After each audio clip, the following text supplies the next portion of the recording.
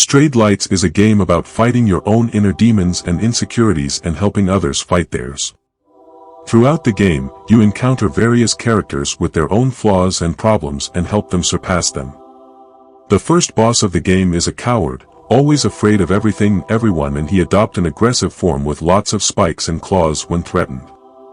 The second boss has anger issues. This time the aggression doesn't come from fear, but from wrath, and he takes a form that bears a second pair of arms to enhance his strength and aggression. The third boss is made to look like a giant ape who doesn't control his own strength. He wants to play with the forest animals but keep accidentally killing them. He doesn't have bad intentions, but he still causes troubles. The fourth boss looks like an old man, a wizard, who created an illusion to hide the ruined nature of his home and disguise himself as a beautiful fairy, in order to trap everyone in a dream with him. An idealized dream, but still just a dream, not reality. The fifth boss has a distinctive overgrown arm, and the fact that the area we find him in seems to be under a laboratory, makes it pretty clear that he was one of the test subjects. This boss is traumatized by his past life and needs help to move on. We can even theorize that his overgrown arm is a metaphor, supposed to represent a cancerous tumor that needs to be removed. And for all of them, the player will have to take and copy a distinctive attribute of the boss in order to help them. You copy the big legs to do the stomping attack of the first boss.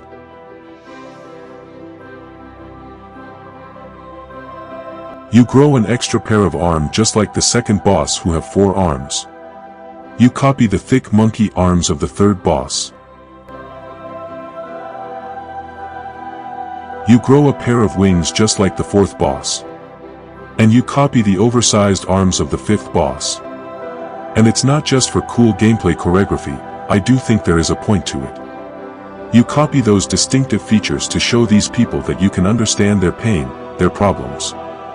Not only do you walk a mile in their shoe, but you also offer them a different point of view on their problems, a new approach on life, helping them achieve some form of inner peace.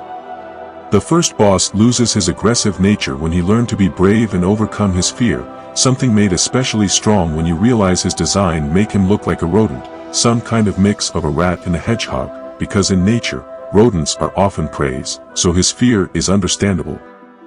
The second boss loses his aggressive nature when he learned to calm down, which, ironically, arrive after you knocked him out, almost like you showed him that violence only breeds violence and that he will only hurt himself by trying to hurt others out of rage.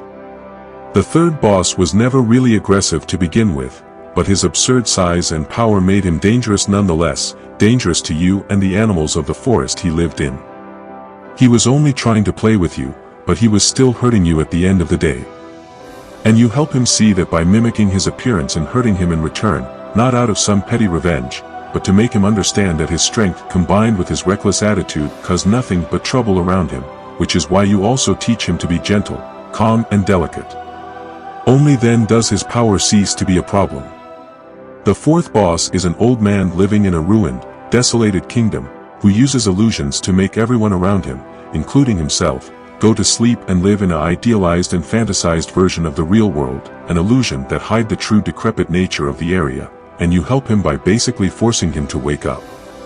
And it's interesting how this obviously male character make himself look like a fairy, or an angel, with a thin slender figure, angelic wings, and long hair which is highly feminine in a traditional sense. Almost like he sees himself as a mix between the guardian angel of his people and their caring mother at the same time.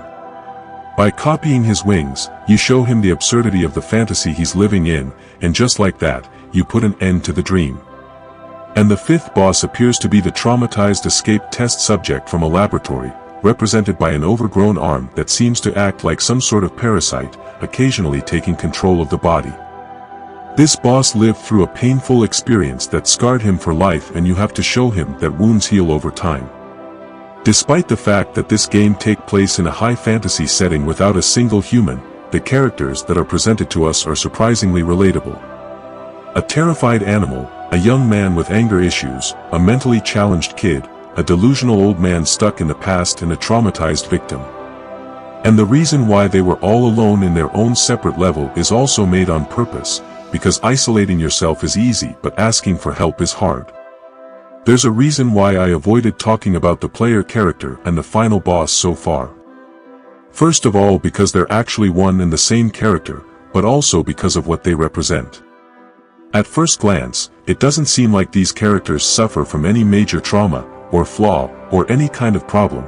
Sure, the final boss looked like an evil abomination that's vaguely angry all the time, but there's no distinct feature on it, nothing for the player character to copy. But that's the whole point. The reason why this boss is the final boss is simple. After spending the whole game helping others face their inner demons, it makes sense that you would have to face yours at some point.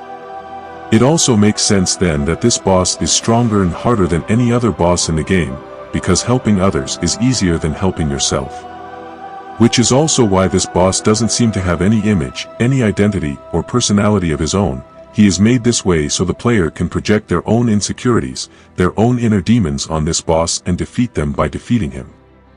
This boss is intended to represent the inner demons of the player, the actual real-life person sitting in front of their screen. The 5 other bosses are all characters with distinct personalities, but the final boss is you, the player, which mean that the way you interpret the final boss is deeply personal, and can vary from person to person, and the way you see this boss will change depending on where you are in life. It's also interesting that the endings show the other bosses entering the portal you entered yourself, ready to face their problems one final time all by themselves, following your example. Strayed Lights talk about all the people. It talks about their problems. It talks about how to help you solve them. This game talk about all of this without saying a single word. And for that, Strayed Lights is deeply and universally human.